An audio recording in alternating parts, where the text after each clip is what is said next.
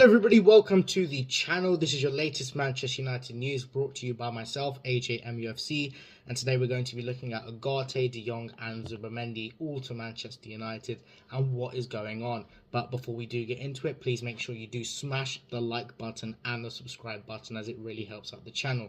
So we'll start off with Ugarte. This is coming from David Ornstein. And it's Manchester United switching midfielder search away from Manuel Ugarte and onto other options. Manchester United don't intend to meet the €60 million fee. I think this is more than fair enough by Ineos to give up on this transfer. €60 million is simply way too much. The fact that they bought Ugarte for about €60 million from Sporting Lisbon, I believe, and then they're trying to sell him for the same price after he flopped. It just doesn't make any sense, and I think unless they do reduce that fee, we're not going to be going in for him.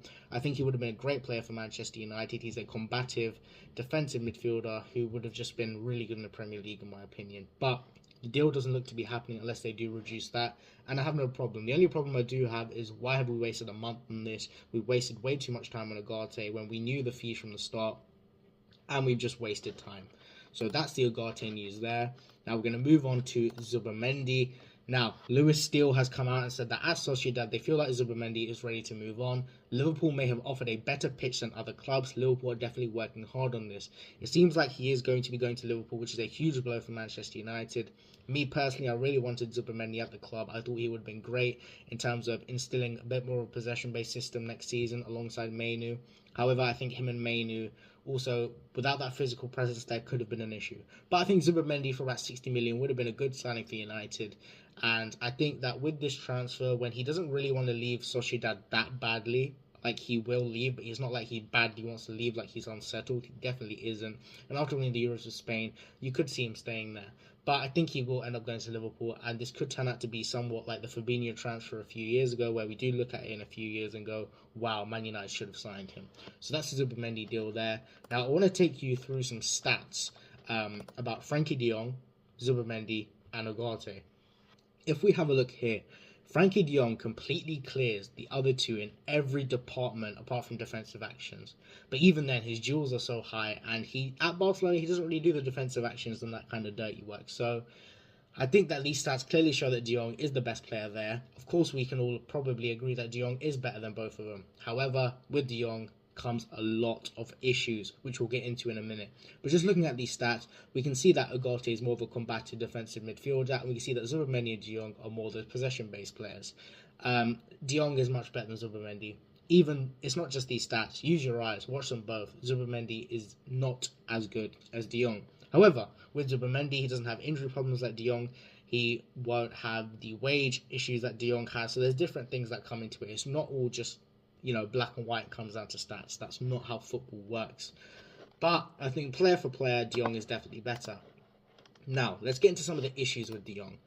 So, at the moment, it's coming in that these are just transfer rumours, that Manchester United made an initial inquiry to Barcelona over the possibility of signing Frenkie De Jong. They are interested in completing a deal if a fee in the range of £30 to £40 million can be settled upon, but currently nothing is advanced. Now, I definitely think Manchester United have gone in and inquired. Whether we'd get him for about 30 to 40 million is here or there. I think that about 30, 35 million would be reasonable considering the wages that we might be taking on. But he is on about €600,000 a week at Barcelona. We cannot be paying him anywhere near that at Manchester United. Obviously, we also went in for him 2 years ago and he rejected us. We wanted him, Barcelona agreed a fee too, and he simply rejected us. He said he didn't want to play for Manchester United, and now he apparently wants to come to the club, which can leave a sour taste in a lot of fans' mouths, and I do somewhat hear that. But at the same time, this guy's a massive upgrade on what we do have in the midfield, and I think him alongside Mainu with Bruno Fernandes is a brilliant, brilliant midfield. He is such a good player, a fantastic player who Ten Hag knows well too. Obviously with Ajax, and if we do sign De Ligt, you got that connection there too. So the signing itself is a no-brainer when you just talk about the player. But when you bring into account the injury record, when you bring into account the wages, it seems like something that the old regime would go for. And that's why my question marks are raised with Ineos over this. Whether we'll get him or not, I'm not sure. But I am here I'm not too sure what is actually going on.